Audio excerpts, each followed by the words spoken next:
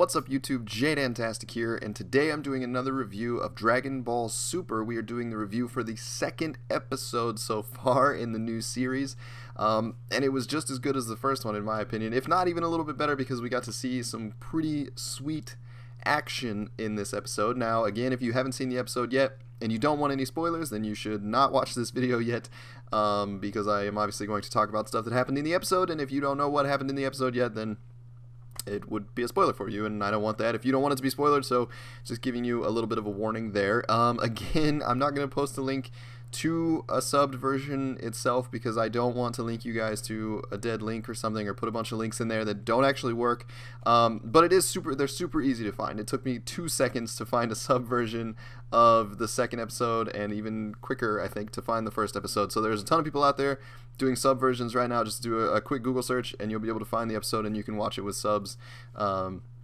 And that's what I did, and I just finished watching it, and it's great. We get to see Vegeta go on a family vacation with Bulma and Trunks. Well, actually, it starts out, and Goku arrives on King Kai's planet, who is fairly upset with Goku because he didn't warn him that he was coming, and he caused King Kai to crash his car into his house, and now King Kai has to repair his house and all that kind of stuff. King Kai was a little strange to me in this episode. He's a little more entitled, I think, than I've really noticed him to be in the past, and a little bit more of a whiner, I guess. He was just kind of whiny for his little parts there. He's normally fairly supportive, and I mean, I guess I know that Goku is kind of a nuisance, but he's I don't know. He was a little too whiny for my taste, but he's okay. He's good old King Kai. And then we flip to Vegeta, who is flying. He's standing on top of the ship because he's training, I guess. And so Bulma flies the ship in hardcore mode to try to mess up Vegeta, which is obviously nothing.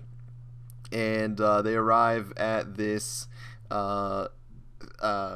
resort because Vegeta promised Trunks when they were training together that if Trunks could land a blow on Vegeta, then Vegeta would take him to an amusement park, and it turns out that Trunks actually he says he likes this place better than the amusement park, so they go here.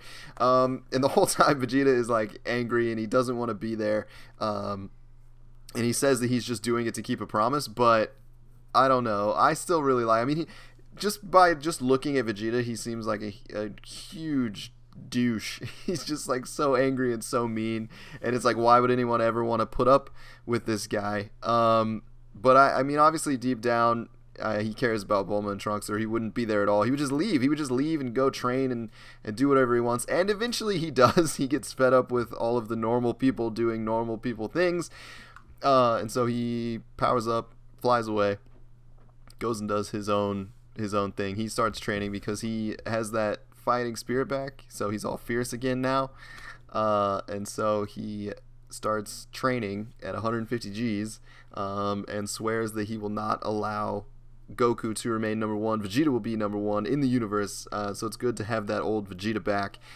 He has clearly not changed at all, neither has Goku, and then we actually get quite a bit of on-screen time with Beerus, Lord Beerus, and Whis in this episode.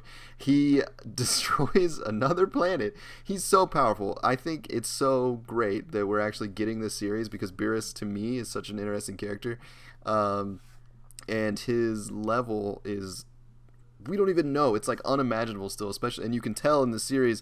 I mean, he gets attacked by one of these aliens because he's trying to steal their dinosaur meat because he wants to eat it because it's supposed to be top 7 foods in the universe or something like that.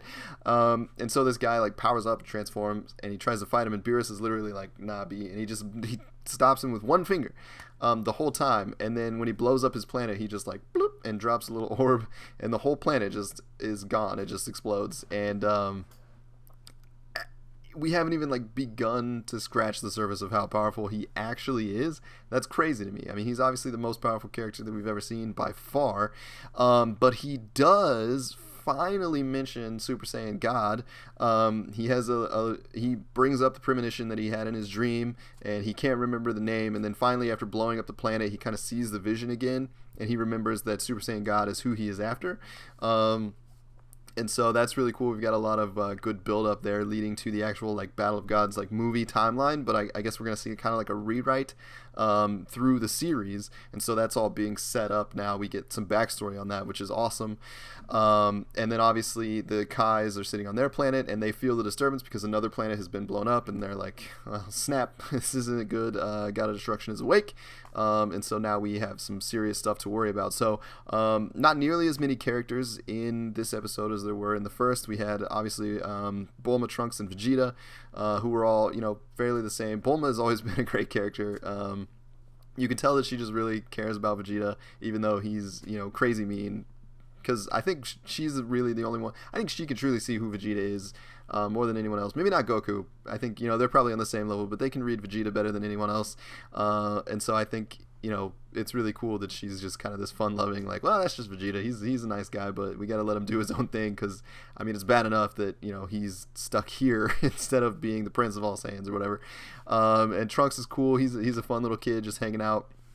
And then Goku's in it, obviously King Kai, and then Lord Beerus and Whis, and a couple of the other alien characters, and then the Kais, obviously. But that's it. There's no Hercule, no Gohan or Videl or Chi-Chi or Goten. So very few characters in this episode compared to the first one. But that's okay. There was a little bit more substance to the characters in this one, I think. And it's nice to see that Vegeta. Well, Bulma claims that Vegeta changed. After fighting Buu, which we all saw that kind of towards the end of Dragon Ball Z, and, you know, Vegeta has a change of heart, but I think the core of Vegeta, you know, makes Vegeta who he is, I don't think that has changed. I mean, he's obviously still striving to be the most powerful, striving to be number one. You know, the Saiyan blood is still very much alive and coursing through his veins, and so I think it's great that his character is still very much the same. Goku is also still, you know, right there. He wants to train. He's up on King Kai's planet. So right now they're both training. They don't even know what they're training for.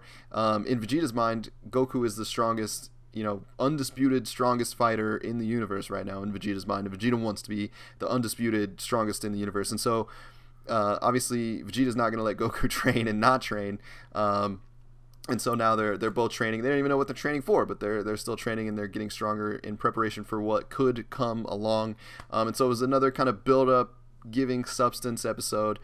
Still some fun loving, you know, good icebreaker parts, I guess, not icebreakers, but like a, you know, comedy relief, I guess you could say. And it was good. It was just another really great episode. Yeah, just another really great episode. I thoroughly enjoyed it. You guys should definitely check it out. Find a link, Google it.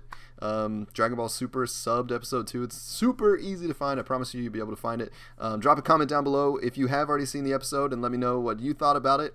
And if you're excited, I'm super excited. I'm so excited for like weekends now, and being able to watch the show like on and on. I just want it. I want to like sit down and watch the whole series right now. It's crazy that we're like watching it as it comes out again, you know, like if you want to go back and watch Dragon Ball or Dragon Ball Z, you can just like pop in a DVD or watch them online or something like that, because you can just go back and watch. But now it's like new again. It's like I'm coming home from school and I'm getting off the bus and I'm running inside and I gotta see the new episode. I gotta see what's happening.